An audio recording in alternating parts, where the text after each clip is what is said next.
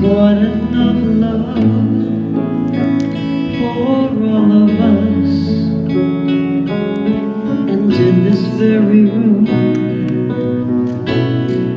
there's quite enough joy for all of us. And there's quite enough hope and quite enough power to chase away any gloom. For Spirit, God's Spirit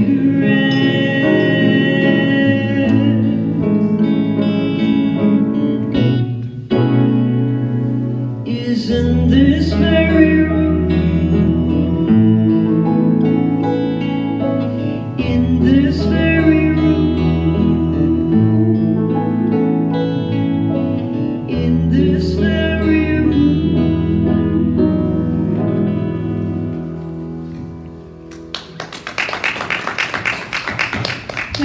Thank you. Go ahead.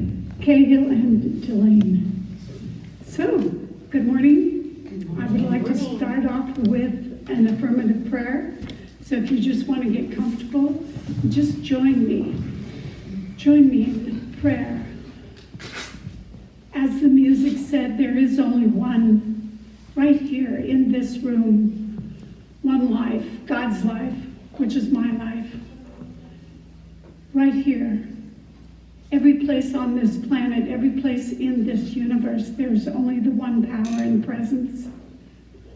And I know for each of us, we come together today to celebrate this presence, to celebrate this goodness, this power, this consciousness. And this month, especially celebrate the consciousness of the Christ, the one life, one light, one love.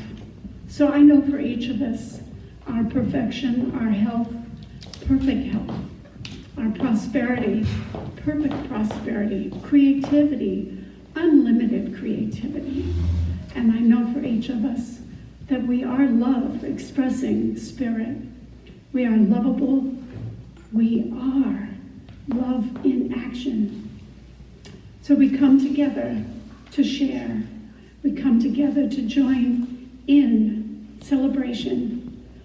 So I give gratitude for each of you for showing up today, coming together in expressing spirit right here, right now. So I release my word. I know it is acted upon as spoken. I know it is so, and together we say, and so it is. So welcome. One more song. So this is a chant, and I'm going to do the call, and Cahill and you can respond. There are two Sanskrit words that you may or may not be familiar with, Om and Shanti. Om is the universal sound, and Shanti means peace. But the rest is in English.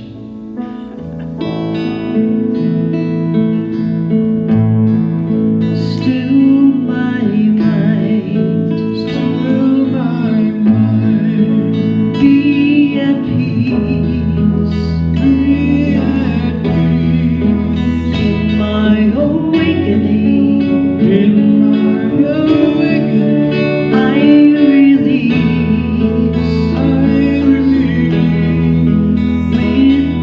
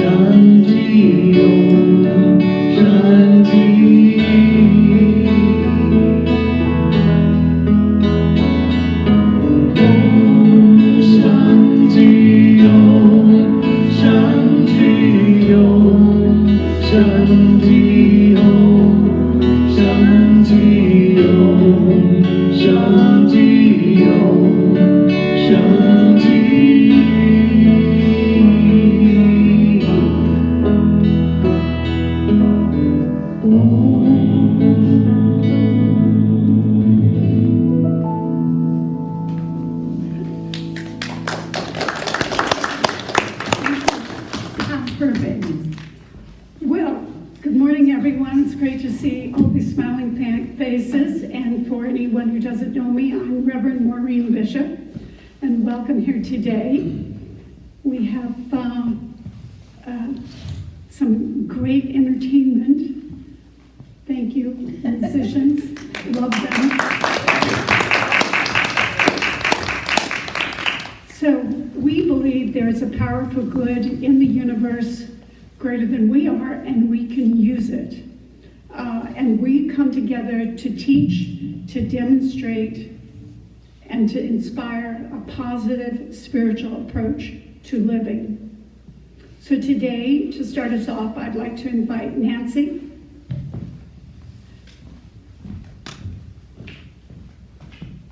She's going to do our candles for us.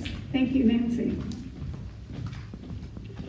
We use candles to symbolize and remind ourselves of the underlying spirit of life and the unity of all. So we light a candle for life. Life is everywhere present. Life is flowing through each and every one of us. There's only one life. That life is God's life. That life is my life right now. So please say with me, I am life. The next candle is we light for love. The birth of love happens within each one of us every time we make room for the Christ consciousness in our hearts and in our lives. We are transformed. I am a point of light, of love within the heart of God. So say with me, I am love. So the next candle is light. The light of God is the presence and the power. We're always walking in the light. I radiate the light of God wherever I am. So please say with me, I am light. We light a candle for beauty. We are made in the likeness and image of God. We are each whole, complete, and beautiful, just as we are. So I accept the beauty of God's perfection as my perfection now.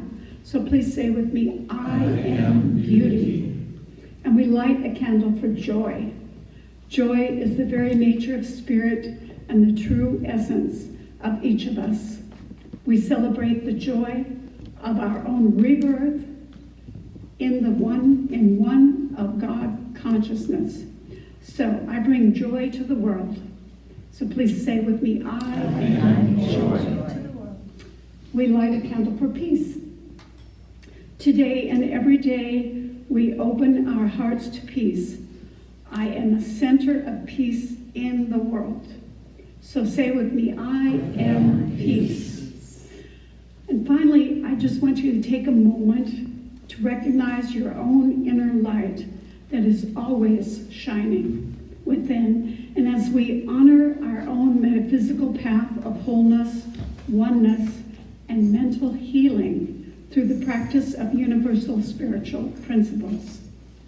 Thank you, Nancy.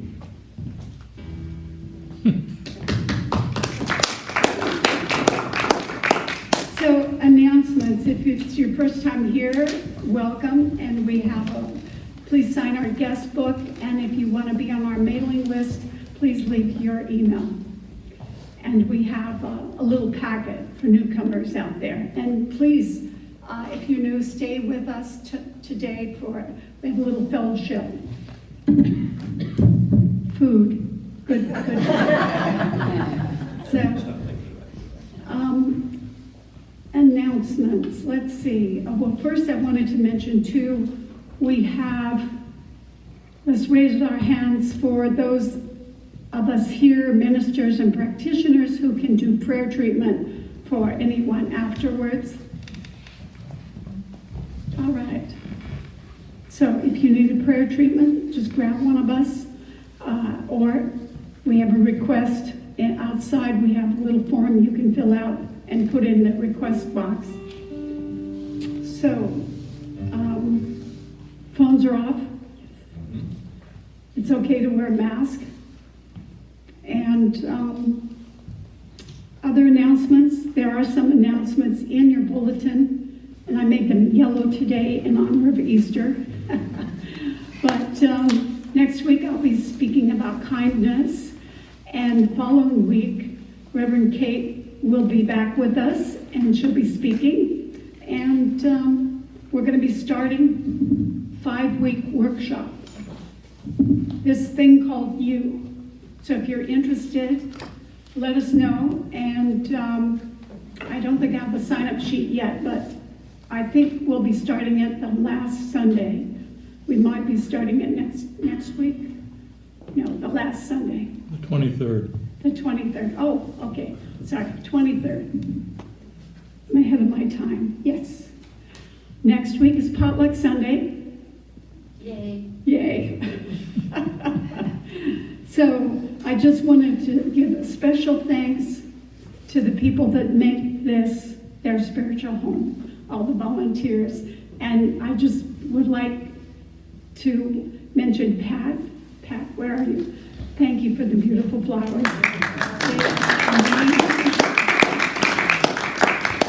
This purple is amazing. And I want to thank Martha and Robert for greeting.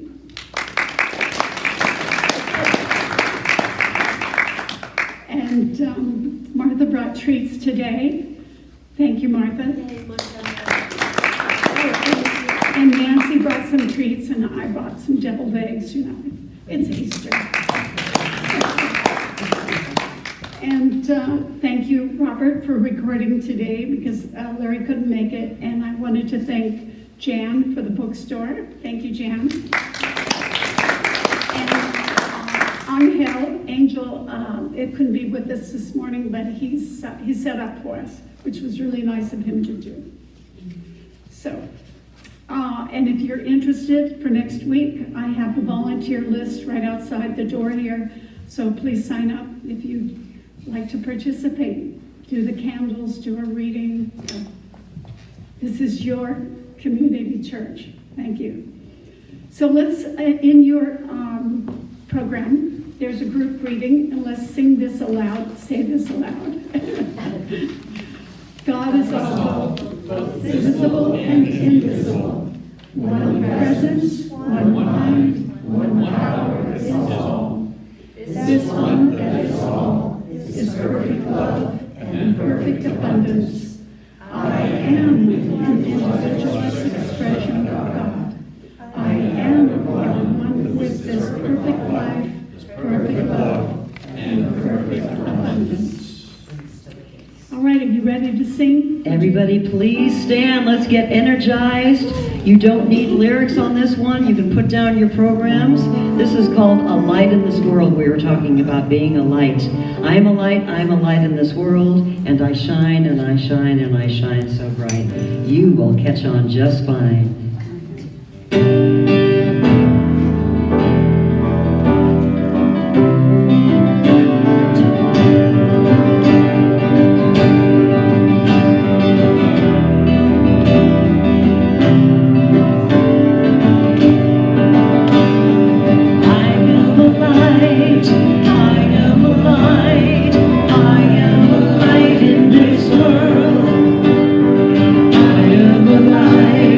I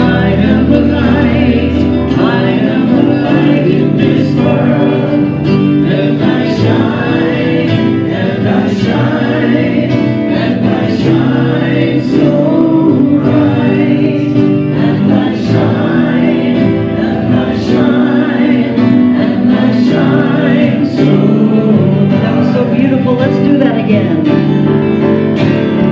I am a light, I am a light, I am a light in this world. I am a light, I am a light, I am a light in this world. And I shine and I shine, and I shine and I shine so bright. And I shine and I shine, and I shine and I shine so bright. Now turn to someone and sing, you are a light. You are a light, you are a light, you are a light in this world. You are a light, you are a light, you are a light in this world. And you shine as you do, and you shine, and you shine, and you shine so bright. And you shine, and you shine, and you shine, and you shine so. And turn to someone else and sing, you are a light. You are a light, you are a light, you are a light in this world. You are a light, you are a light, you are a light in this world. And you shine, and you shine, and you shine, and you shine so bright. And you shine, and you shine, and you shine, and you shine so bright. Let's go up now. We are a light. We are a light. We are a light. We are a light in this world. We are a light. We are a light. We are a light in this world. And we shine as we do. And we shine. And we shine. And we shine so bright. And we shine. And we shine. And we shine. And we shine so bright. We shine. We shine. We shine. We shine. We shine. We shine. Beautiful. You're glowing now. We're shining. Thank you, thank you. Kate, Delene. Thank you, thank you. So, now is our time for an inspirational reading, and we have Melissa.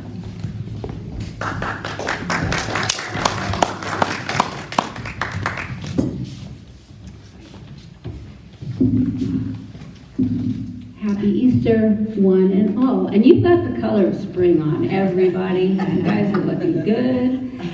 And this morning, my reading is actually taken from an essay that was adapted from a sermon by Dr. James Allen Francis.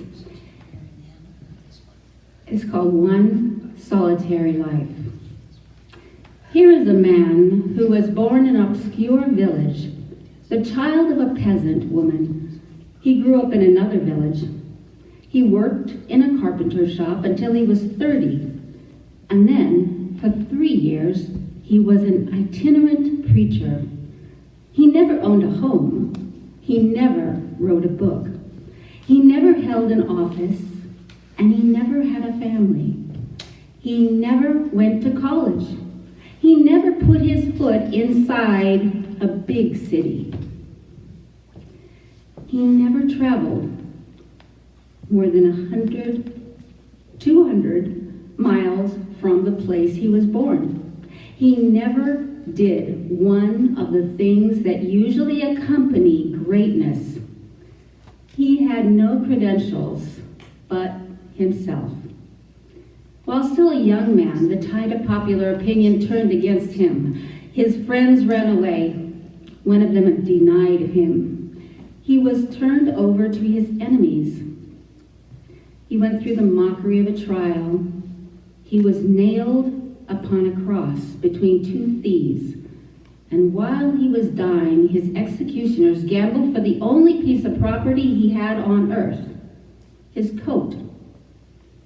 When he was dead, he was laid in a borrowed grave through the pity of a friend.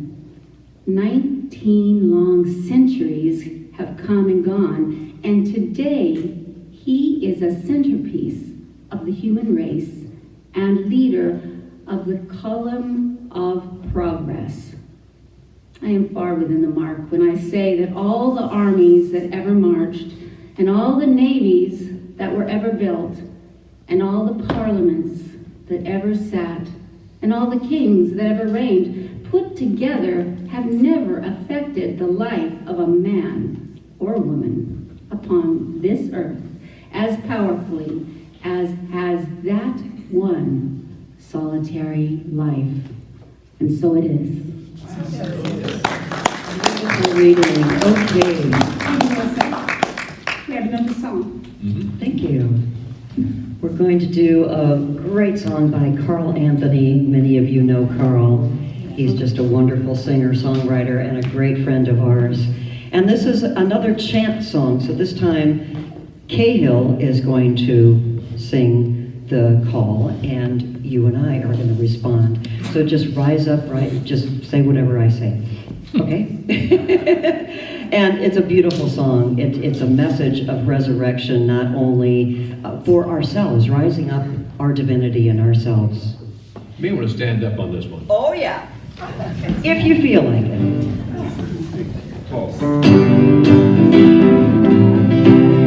Singing and dancing is allowed.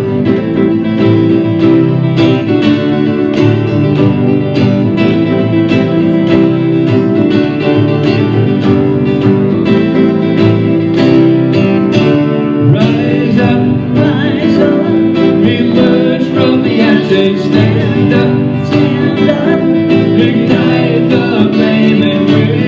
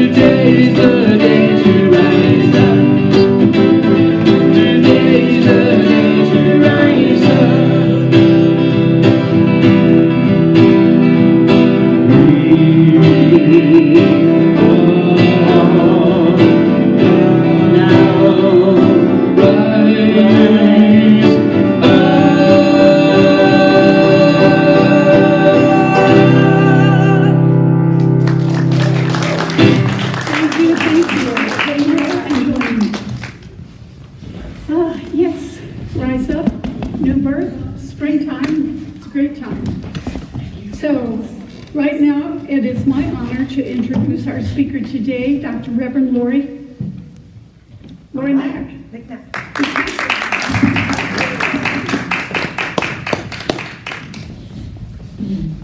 So it is my honor. Can you hear me okay?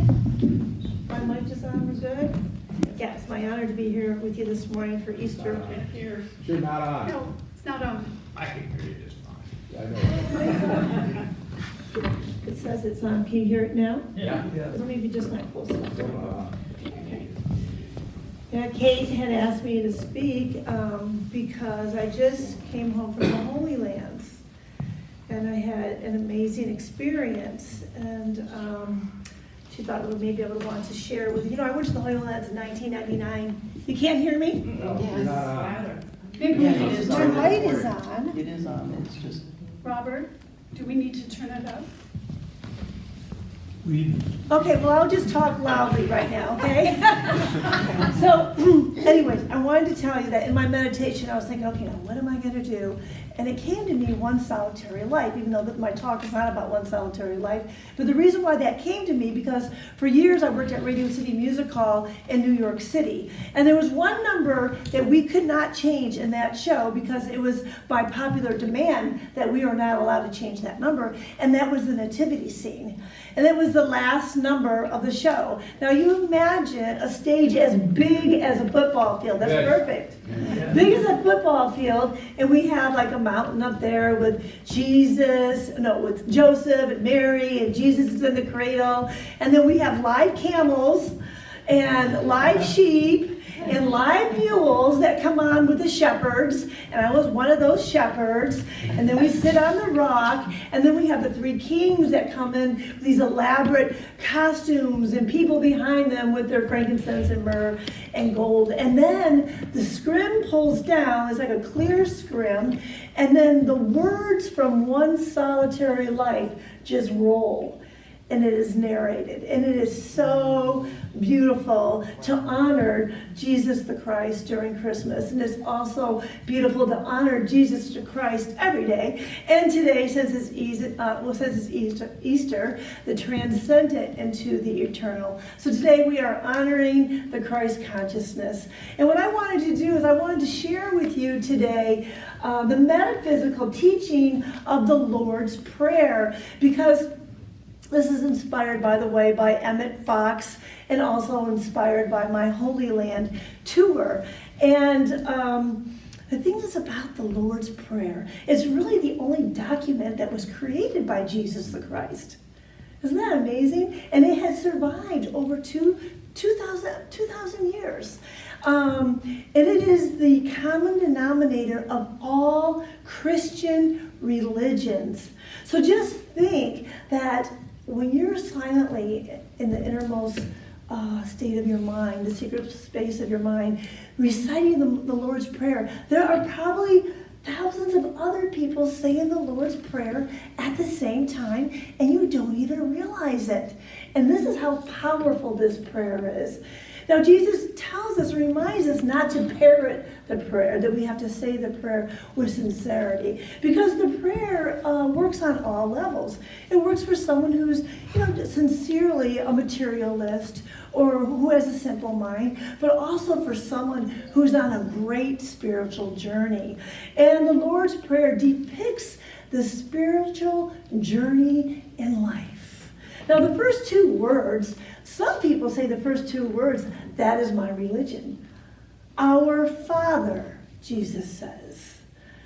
He is telling us our relationship with God is a parent-child relationship. He's not saying there's a man in the sky with a beard. He's saying that the Father loves us so unconditionally, just like we've heard from near-death experiences that people don't want to come back to earth because they are so loved. They're so overwhelmed with love. Well, this cuts out that theology that God is a tyrant and will send you to hell, right? Right away. Our Father. A loving father, a parent and child relationship. So if this is a parent and child relationship, that means you are my brothers and sisters. And we are here to love our brothers and sisters as family, no matter what color or what religion or what race or creed, that we are all one. Because one thing about Jesus is that he was inclusive. As you remember, he didn't hang out with the rich people, hang out with the thieves and the prostitutes and the people who were ill and couldn't afford medical assistance. He was inclusive with all people. So another thing about, oh, you're going to love this. I'm going to tell you a dating story. One thing about our Father, he didn't say my Father, did he? No. He said, our Father. So there was this man online, and he was a God-fearing man.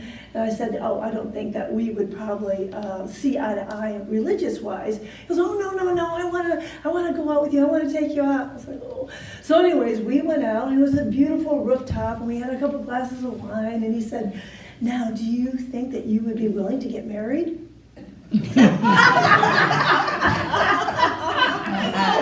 I just met him 5 minutes. I don't plan on having children, so probably not.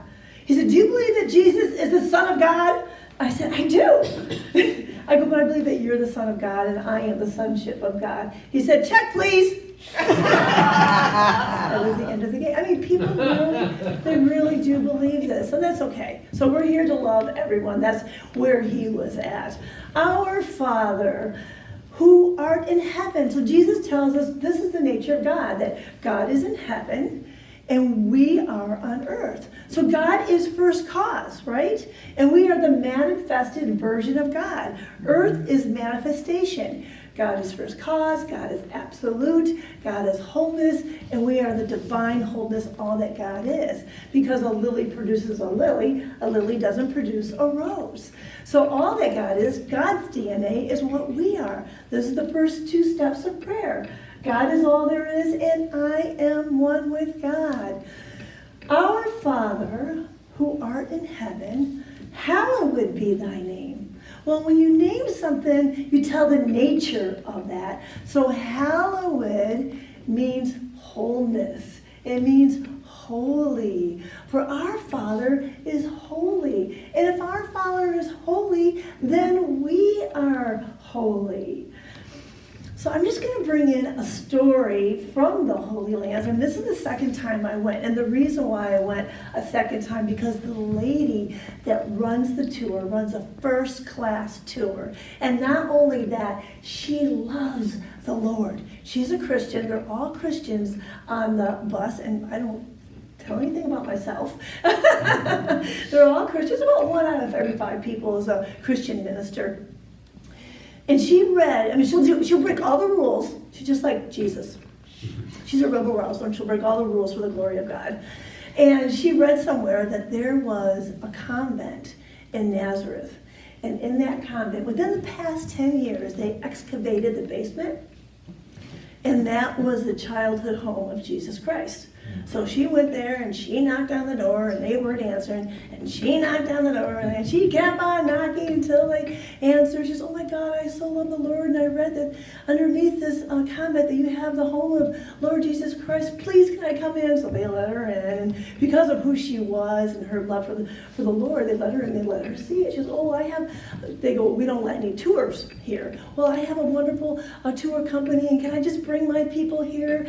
And they said, well, if it's available, we'll let you come. Otherwise, if it's dignitaries are here, we won't let you come. So when I was there, we were allowed to go.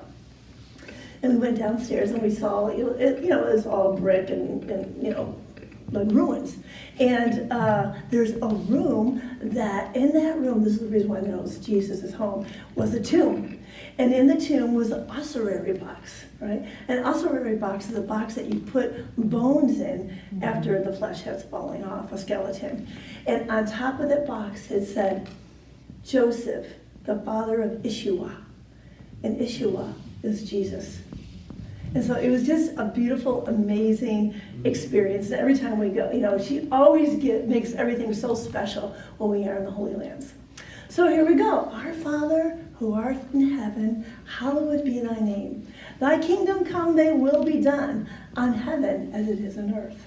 Well, this is really the journey that we walk through in life. For you are here to express the glory of God. You are the child of God, and you express the glory of God with your own individualized talents. For all that God is, you are. But there's something with you that needs to be expressed on a greater level. And this is your job, from heaven onto earth. Now what happens is that when we have dis-ease or negativity in our life, or things aren't going well, it's because we're not expressing the glory of God. And we feel separate from God, right? You know, people, when I first started my spiritual journey, they would say, oh yeah, that's because you're separate from God. I'm like, what do you mean? Separate from God. I don't understand what you're saying. So eventually, when I didn't understand something, it came to me, and the answers that I needed were always there eventually. So there is something that we have, a tool in religious science, and it's called the kingdoms of consciousness. And the kingdoms of consciousness, what I like about it, it's a roadmap, and it will always tell you whether you're one with God or if you're separate from God. Now I'm just going to roll through these quickly, because the first kingdom of consciousness is the victim consciousness, where we live in shame, blame, and regret. Everything is being done to me. Now this, separate from God, right? Everything, I can't create from a place of victimhood. You know you're going to create dis-ease and lack and limitation. So I know that if I'm in a victimhood consciousness, that I'm separate from God. Now, the only way to give that up is to give up shame, blame, and regret. And when we do that, then we move into the manifestation. Everything is done by me, right? I am the manifester of this world. And that's a great place to be. That's a really good place to be, like The Secret. But it is a little dangerous, because when you feel like you're the manifester of the world, you think you know how everything has to be done. And you're going to be doing good for a while, but all of a sudden you're going to hit your head up against the wall, like I did many times. Like, oh, why can't I get this? Why can't I do it? And finally what you're going to do is you're going to throw the towel in. You're going to give up control. Whoa, this is the secret. You give up control. And when you give up control, the doors start to open. Then you move into the third kingdom of consciousness, where you're co-creating with God. And you don't really know this until you have the experience of giving up control and throwing the towel in, and all of a sudden everything comes to you that you wanted for so long. And you're really, I wanted that 2 months ago, but I'll take it. So, so this is the co-creative process. And you know that you're one with God when you're co-creating. And then, of course, the fourth kingdom of consciousness is the Christ consciousness, when you know that you are one with God. You go to the beach and you feel connected to the people and the water and the trees and everything. This is the oneness with God. This is the consciousness that Jesus Christ was incarnated with, right? That Christ consciousness. And matter of fact, right across from the Sisters of Nazareth Convent was the Church of Annunciation, and this is where Mary was sitting there when an angel came to her and told her that she was going to be the Virgin Mother of Jesus Christ. And that was just, I just love being there. So God is all there is. Our Father, who art in heaven, hallowed be thy name. Thy kingdom come, thy will be done on earth as it is in heaven. Give us this day our daily bread, right? Give us this day our daily bread. This is really important. This is when we realize that we got a rich daddy, who has an infinite supply and infinite possibilities. And if we open ourselves up, we can receive that we are a conduit. A lot of it is just having faith. All of it is just having faith in God, that everything that you vision and that you want and that you're working towards is coming to you. That is the secret of manifesting, having faith and keeping the vision. Oh, geez, I'll go into it, but I'm going to, because it matches what I just said. So when I was in the Holy Lands, I lost my passport. I lost my money. I lost all my credit cards. I lost everything. I didn't lose it. I forgot it in the Galilee. And we left and went to Jerusalem. And then when we were supposed to get into Bethlehem, I needed my passport. I'm like, I lost everything. So we called up the Sea of Galilee. Okay, this is the room number. This is the code. Can you get my passport and all my belongings, my money, my credit cards?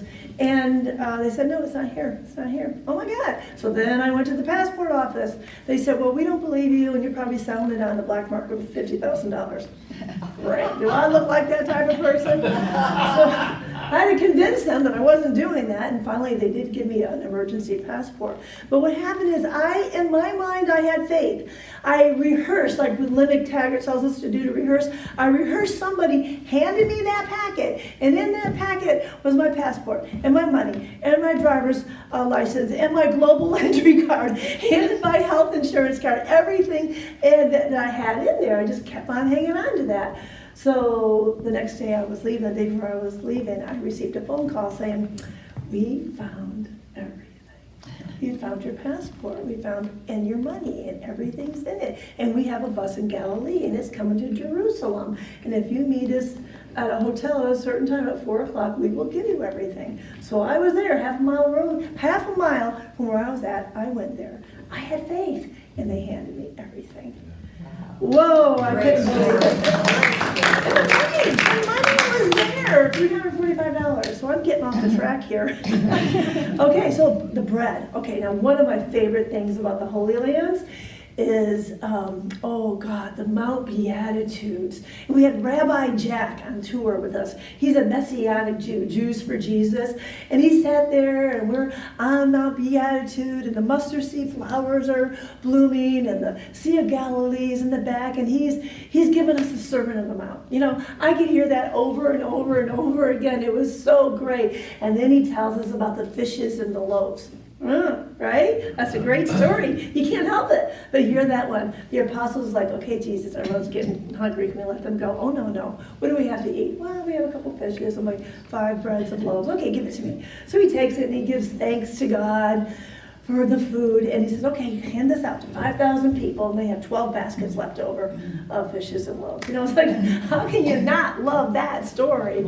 So this is, give us our bread. But when you eat bread, this is something, no one can eat that bread for you. You're the one that has to have that realization. You're the one that has to have the faith in God that is all right there for you right here, right now. No one can do it for you. So that is what that stands about. So here we are. Our Father who art in heaven, hallowed be thy name. Thy kingdom come, thy will be done on earth as it is in heaven. Give us today our daily bread. Oh gosh. This is not fun. I am telling you, this was not a fun one. Forgive us our trespasses, that we forgive those who trespass against us. It really is one of those difficult things. Okay, well, forgive me, and I'll think about forgiving that person. That's what that's about, right?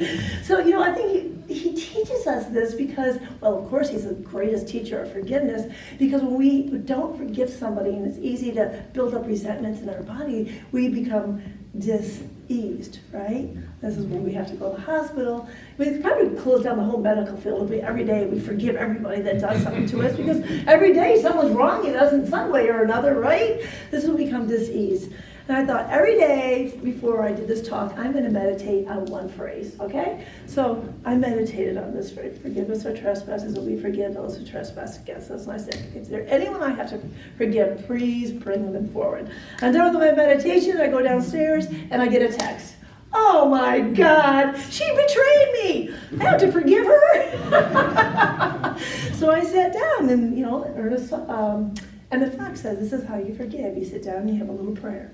And you say, I completely and fully forgive you, and I release you from bondage. Because when you put someone in bondage, they're the prisoner and you're the jailer, but you're both in bondage. I set you free. And so I said, okay, I did that. So then I got ready, because I was going to a church like an hour away. They were doing Jesus Christ Superstar. Oh, I had to see it. So I went there and I sat in the audience, and oh my God, look who's over there. That lady intentionally tried to mess up my ministry. Intentionally, you know? And I'm like, oh, darn it, I've got to forgive her. But when you forgive somebody, you don't have to go hang out with them. You don't have to be their best friend. You energetically forgive them. So I sat there and I did my work during church, and I forgave her. Okay. So we're going to do that right now. I want you to think of something. Don't do anything heavy on us. Just do something light. Someone didn't come through. They were supposed to do something, or someone did a little lie. Think of someone that you have to forgive in your mind, okay? And I'm going to invite you to close your eyes. and go within. And I'm just going to recognize that one power, that one essence, that love, that is light, that is beauty, that it is all good and eternal, knowing that each and every person here is a clear vessel for spirit to manifest through. And I know that each person brings that one person forward in the consciousness of your mind that needs to be forgiven. And just look at that person. And within the silence of your mind, say, I fully and completely forgive you. I fully and completely forgive you. I release you from the jail of my being. You are free to live your life perfectly. And I know that only good and loving kindness will follow you all the days of your life. And I bless you on your journey. And so it is. Okay, you did it. You're done. So now what happens? The person's going to come back into your consciousness, and what you do? I bless you on your journey. They're going to come back again, and what you do? I bless you on your journey. You continue to bless them 70 times 70 until it is no longer energy in your body. All right? Okay, the next one. Another toughie. Lead me not into temptation, but delivery from evil. This is a tough one. It is really, really hard to do. We just kind of want to spiritual bypass this one. And the reason why is because when you are on a spiritual journey and you're learning and you're growing and you're expanding, okay, every day is a renewing of your mind. But you have that old mind that continues to haunt you, the old bad behavior and the old habits. And you really can't be the greatness that you are or that clear channel until you mend what needs to be healed. I am a devotee of Yogananda, and Yogananda always says to learn how to behave and to kick your bad habits in order for you to grow spiritually. It is an inner perception that no one else knows, only you. This is really all inner work that we continue to grow and to expand. And it's almost like a transcendent. We transcend what no longer serves us, so we have a renewing of our mind. And the last stance is, for thine is the kingdom and the power and the glory forever and ever.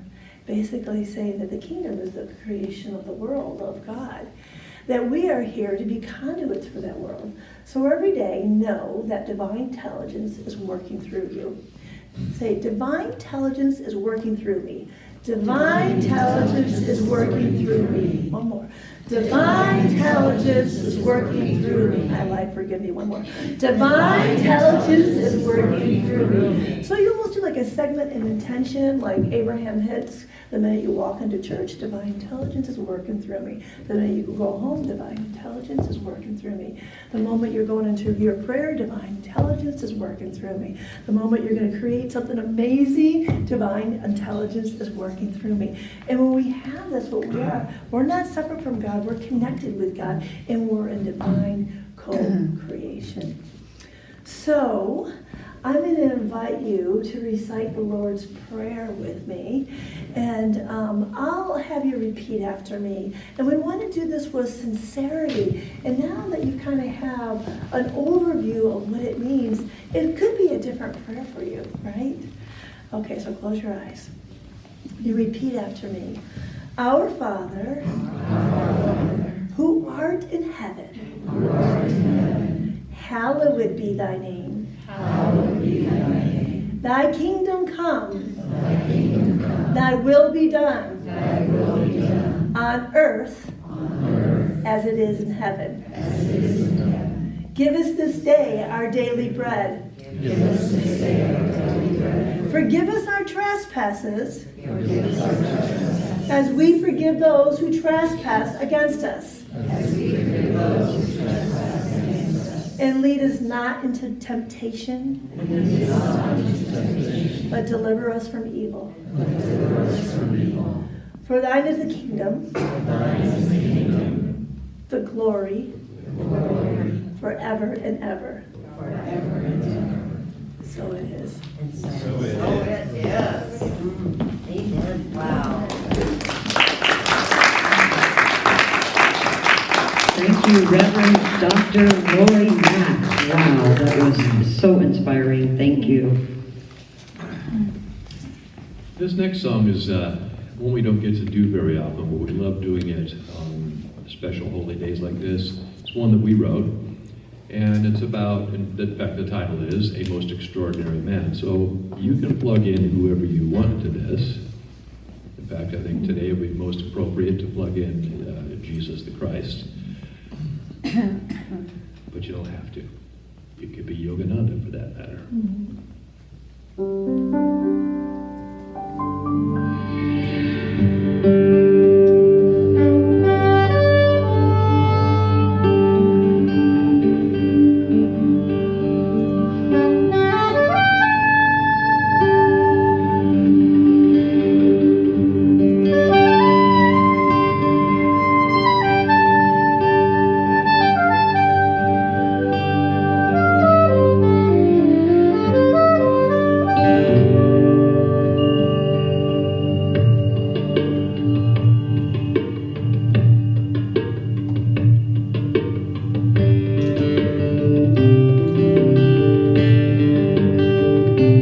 Most extraordinary man,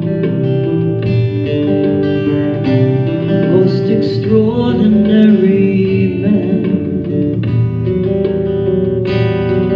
He walked across the land, touched us without hand. The inner flame was fanned from a place so far away. Higher space, a different day. To find the inner truth, he sacrificed his youth until at last he knew. He was a father and a mother, a sister and a brother. All things good to all who understood or tried to understand. This most extraordinary man, most extraordinary man. He wasn't rich or tall, by some he measured small. That was hardly all. Many ways like me and you. Ones his gaze could see right through.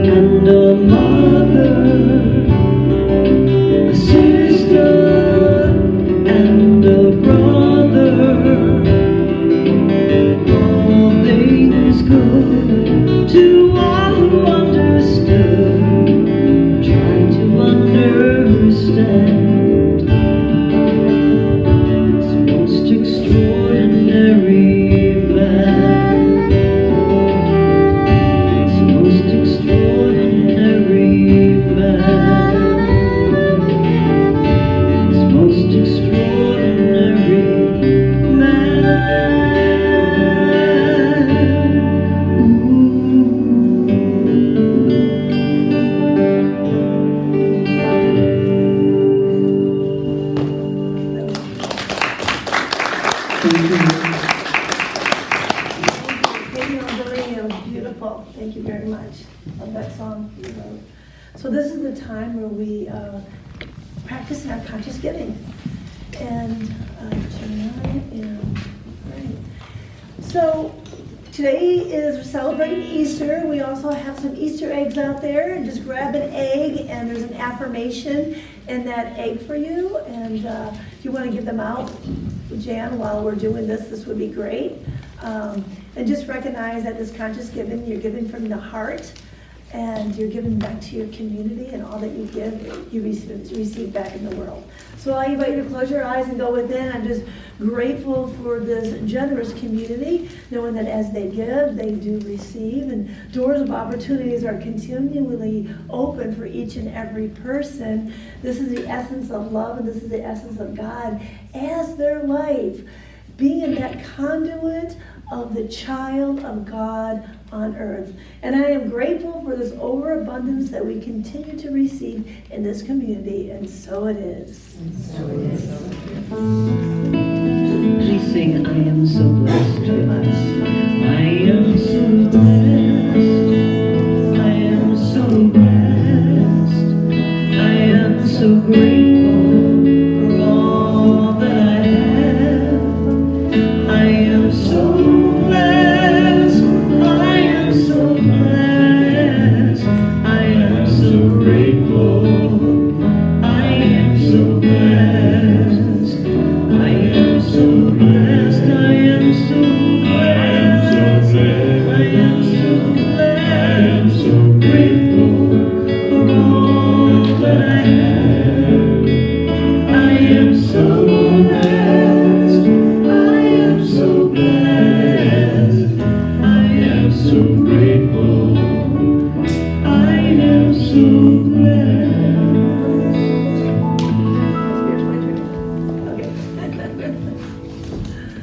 So I'm going to ask you to raise your hand, and if you have someone that we need to put into a prayer circle consciously in this room, and we'll put their name in it, and then I'll do a prayer for you.